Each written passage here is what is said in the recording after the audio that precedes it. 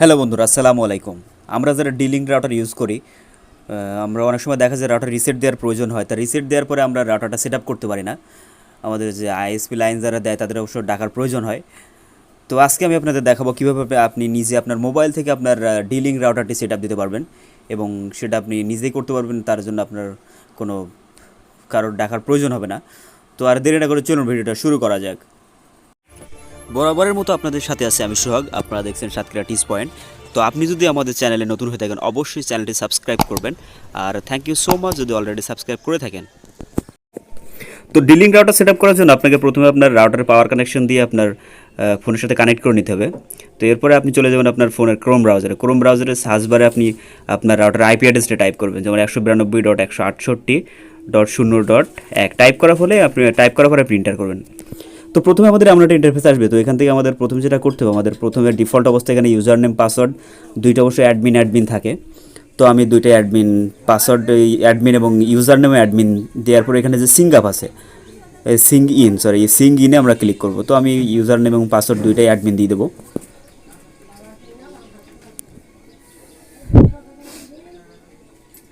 তো দুইটা অ্যাডমিন দেওয়ার পর এখানে যে সিঙ্ক ইন লেখা আছে, তো আমরা সিঙ্ক ইনে ক্লিক করলে কিন্তু আমাদের রাউটারে আমরা প্রবেশ করতে পারবো।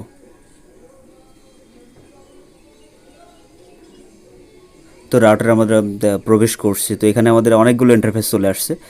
তো আমরা এখানে যদি একটু জুম করি,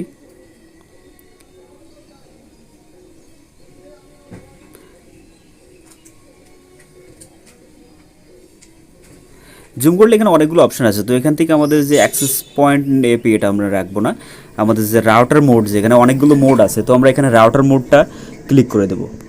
রাউটার মোডটা ক্লিক করার পরে আমরা আবার একটু জুম আউট করে দেবো। জুম আউট করবার আমরা একটু চলে আসবো। এখানে আপনার দেখতে পাচ্ছেন যে অনেকগুলো অপশান চলে আসছে। তো একটু ডান পাশে আসলে এখানে কিন্তু আমাদের দেখা যাচ্ছে পিপিওই যে অপশানটা এখানে সিলেক্ট করা আছে। তো আমরা পিপিওইতে সিলেক্ট করে দেবো।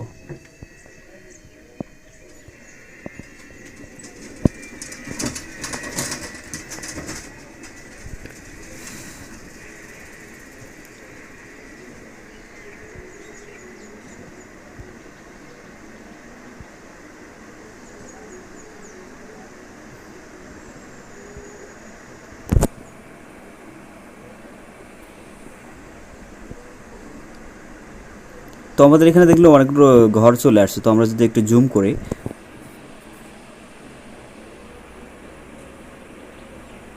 জুম করার পরে দেখুন আমাদের এখান থেকে কিন্তু আমাদের প্রথমত কিন্তু রাউটারের নাম চলে আসবে। তো এখানে মূলত এটা আমাদের রাউটারের যে আমরা নাম দেব, যে নামে আমাদের রাউটারটা আমরা চালাতে চাই সেই নামটা এখানে আমরা দিয়ে দেবো। দেওয়ার পরে আমরা যে রাউটারের যে পাসওয়ার্ডটা সিলেক্ট করতে চাই সেই পাসওয়ার্ডটা এখানে দিয়ে দেবো। তো রাউটারের নাম এবং পাসওয়ার্ড দুইটা অবশ্যই মনে থাকে এমন পাসওয়ার্ড দিতে হবে।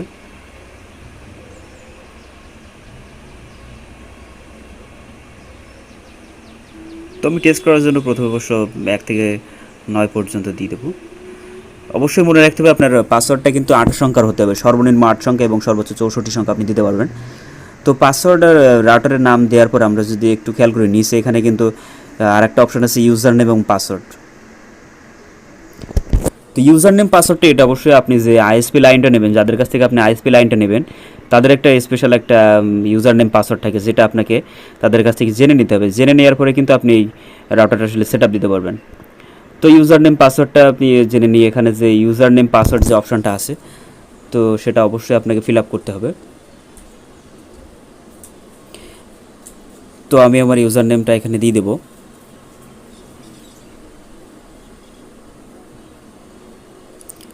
ইউজার নেম দেওয়ার পরে আপনাকে অবশ্যই ইউজার নেম এবং পাসওয়ার্ডটা দিতে হবে। তবে এক্ষেত্রে অবশ্যই একটা জিনিস মনে রাখতে হবে যে আপনার ইউজার নেম পাসওয়ার্ড যেটা দেওয়া থাকবে সেটা কিন্তু কোনো রকম পরিবর্তন করা যাবে না। পরিবর্তন করলে আপনার রাউটারে কিন্তু কোনো রকম ইন্টারনেট কানেকশন আসবে না।